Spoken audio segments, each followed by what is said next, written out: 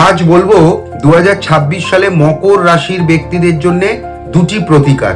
এই দুটি প্রতিকার যদি আপনারা সত্যিকারের মন থেকে করতে পারেন এবং সময় নিয়ে যদি করতে পারেন, তাহলে 2026 সাল মকর রাশির ব্যক্তিদের জন্য অত্যন্ত ভালো একটি বছর হতে চলেছে এবং যাদের ছোট ছোট যে সমস্ত সমস্যাগুলি আছে সেই সমস্যাগুলি মিটেও যাবে।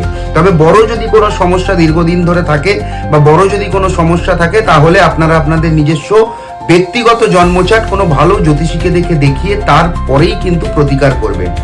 তো আসুন জেনে নিন যে মকর রাশির 2026-এর সব থেকে ভালো এবং উৎকৃষ্ট প্রতিকার দুটি কি। প্রথমত হচ্ছে, মকর রাশির যে সমস্ত ব্যক্তি আছেন, যে সমস্ত জাতক বা জাতিকা আছেন, তারা প্রত্যেকে নিত্যদিন যে জুতো পরেন সেই জুতোকে পরিষ্কার করতে হবে। খুব ভালো করে সেই পরিষ্কার করা জুতো পরে তারপরেই পরের দিন কিন্তু বেরোতে হবে। যদি প্রত্যেক দিন বা প্রত্যেকটি সময় যদি পরিষ্কার জুতো আপনারা পরতে পারেন, তাহলে কিন্তু আপনারা অত্যন্ত ভালো কাটাবেন এই বছরটি। এটি কিন্তু একটি অত্যন্ত উৎকৃষ্ট মানের প্রতিকার, আমি বলে দিলাম।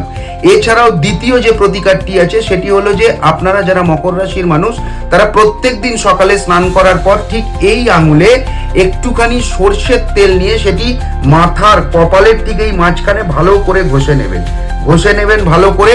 তাহলে পরে আপনারা এই দুটি যে প্রতিকার বললাম, এই দুটি প্রতিকার নিয়ে চলুন, দেখবেন 2026 সাল আপনাদের অত্যন্ত ভালো এবং অত্যন্ত মনের মতো হবে।